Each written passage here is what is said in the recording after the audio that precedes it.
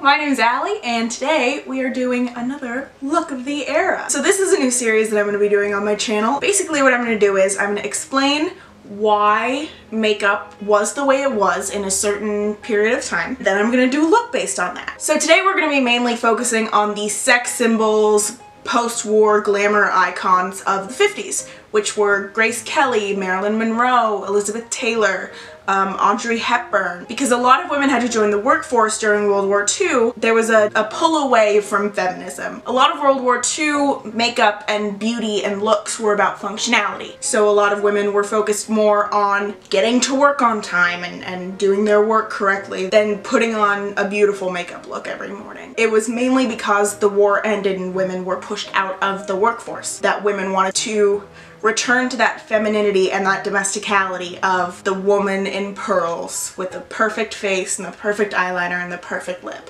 So the retro pinup look was very popular around this time, as you've probably seen from pictures and imitations of the 50s, which very much popularized the upturned eye look, the cat eye look. And a lot of women like to, instead of doing a very heavy eyeshadow look, they would pair a winged eyeliner with browns and subtle matte shades to kind of balance the look out, and a lot of people would match it to their eyes. That's why you see Audrey Hepburn using a brown shade on her eyes that's very, very similar to her eye color or her hair color. It was also very big to match your eyeshadow to your outfit. So if a woman was wearing a blue dress, she would wear blue eyeshadow. A lot of women were focused on not looking stressed and not looking older, so the youthful look was very, very popular around then, which is why the rouge came in, the matte skin came in. Since you wanted to look so youthful, you wanted to highlight the areas of your face, like your nose and your under eyes right here, very, very, very intensely to prevent any signs of stress showing up on your face. After the war, a lot of makeup companies started coming out with better makeup products. So Max Factor came out with a pancake foundation to keep the skin as matte and as youthful looking as you could. The red lip was very, very popular because of Marilyn Monroe and Lucille Ball with her famous red lip. The reason why you have those overlined top lips and the underlined bottom lips is to represent kind of a smiling look, which kind of makes the upper lip look more straighter and more longer and more thicker, and the bottom lip more stretched out. The color that defined the 50s would be pink. Rouges were pinker, lipsticks were pinker rather than bluer or redder tones. Lipsticks were still red, but they were a lot pinker tones. Audrey Hepburn had one quote where she said, "I believe in pink." Light pink lipsticks were still more popular among the younger crowd, but pink lipsticks and soft, feminine, light pastel colors were very, very popular in the 50s. The main reason why a lot of glamour icons did the looks that they did was to look youthful and to look like a woman and to look like what society wanted a woman to look like, which is pretty common throughout most eras, most decades. And that's part of the reason why a lot of these glamour stars would add little beauty marks, like Marilyn Monroe had one right here that's very, very famous. They wanted the glamour, sexy icons to look like people, but to also look perfect. Okay, I think I'm gonna get into the look. So I have all my makeup underneath me. Hopefully me leaning down and popping back up won't look crazy and I'll be able to edit around it. So I've pulled you guys in a little bit for the tutorial. I'm gonna put my hair up really quickly. Okay. You know what? This is adequate. So what I'm going to do first is I'm going to use a high coverage foundation. Way too many pumps of this on my hand, which is 2 pumps. I'm going to apply this generously, like it's a mask.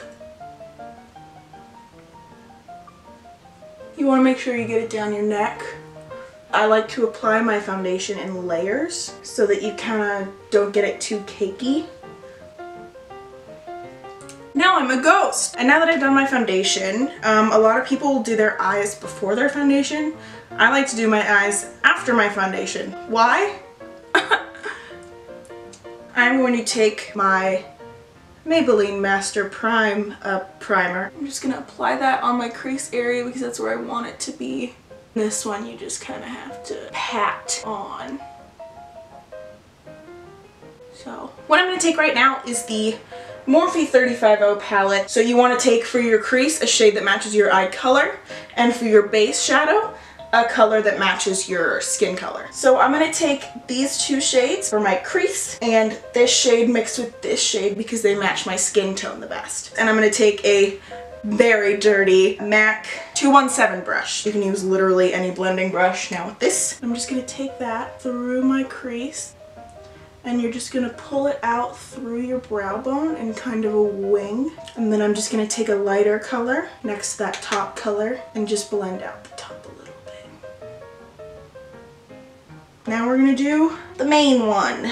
I'm just gonna do this with my finger. I'm gonna take the white and the brown and just put that all over my eye.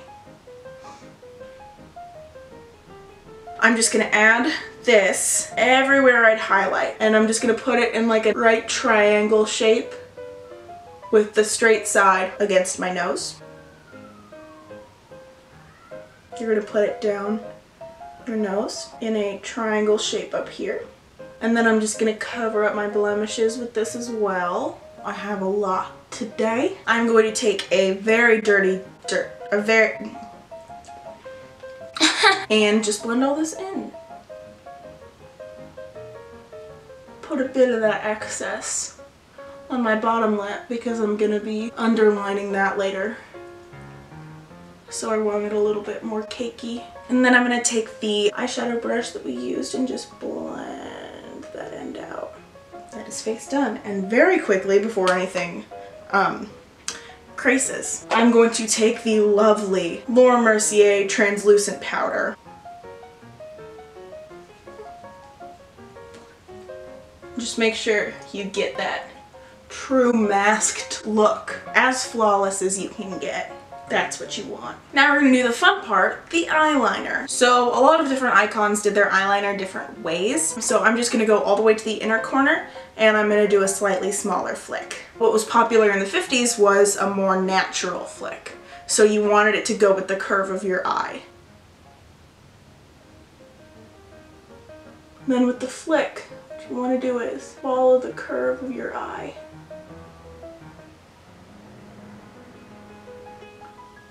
Make sure it flicks up.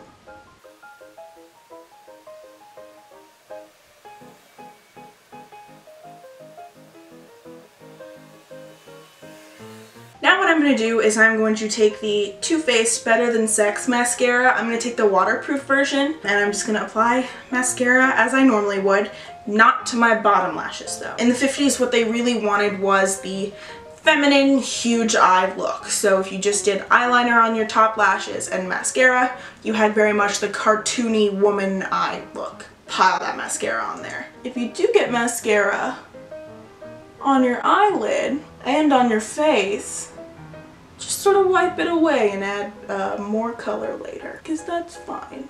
And people make mistakes, but it's easily fixed. We're gonna do our brows now. So we're gonna go in for a pretty small but perfected look. I just like to do a pretty thin arch, so you want to keep it pretty close to your brows, and then an arch up here. So while Elizabeth Taylor would have her brows rounded here, we're just gonna kind of feather it out and give a soft arch like Grace Kelly would have done. And you're gonna do the same thing on the other brow. They never used brow gel, but I'm gonna use brow gel because otherwise my brows will not stay. And I'm just gonna brush all my hairs up. Just gonna brush across and just clean it up there. Now I'm just gonna take my Morphe palette one more time. So I'm just gonna take the white, just gonna stick it in the inner corner to brighten up my eyes a little bit. We're gonna put it right on the brow bone. I'm gonna go in with another mascara, and I'm just gonna put another coat on top of that mascara because you want it to look like hella thick. They didn't really contour back then that much, but they did use bronzer just a little bit, and put it just in the hollows of my cheeks right here, and I'm gonna bring it up around my cheekbone. And then I don't have that much forehead, so I barely contour up there. I'm gonna take my beauty blender again and just buff out the front just to kind of blend it in a little bit. That would be the face done. Now that we're done with the face, we're just gonna go into the lips. The fun part, some might say. Doesn't really matter quite what you use, you just wanna use a red lip with a pinky toned lip gloss. I'm gonna underline my lower lip and overline my upper lip a bit to make it look a bit more smiley. It's gonna go straight up on both sides and then straight out. And pull in right at the edge. So you don't want to go too far out at the edge. So you want to make sure you get a little bit on the ends there, just so you kind of get that pursed lip smiley look. This is a very Lucille Ball, Marilyn Monroe look for the lips, but I think it encapsulates the 50s lip look the best. And we're just going to wait for this liquid lipstick to dry.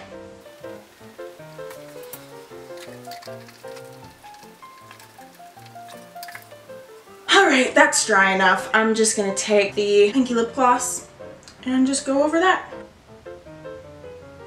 And then, just to clean out the lips and make sure you don't get lipstick on your teeth, just take your finger, stick it in your mouth, and just pull right out. You'll get a bunch of lipstick on your finger, but not on your teeth.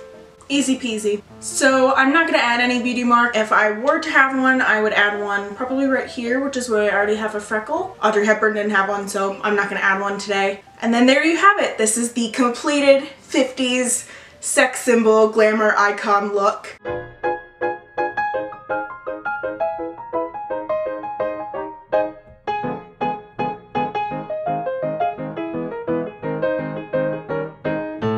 If you guys like this look, be sure to like the video, and if you want to see more from me, be sure to subscribe and click the bell to get notifications from me. I'll leave all my links, Twitter, Instagram below, and all my sources as well. If you guys recreate this look, please let me know. I want to see pictures, I want to see tweets, everything. But yeah, thank you so much for watching. I hope you guys enjoyed this video, and have a wonderful rest of your day. Bye!